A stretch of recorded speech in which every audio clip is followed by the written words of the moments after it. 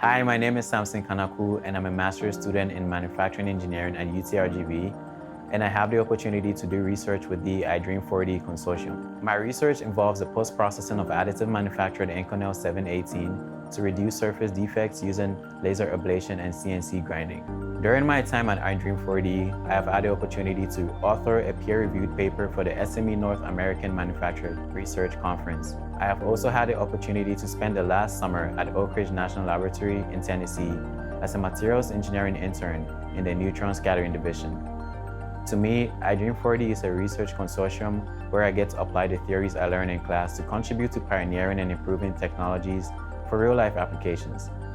I have also had the wonderful opportunity to receive guidance from experienced researchers.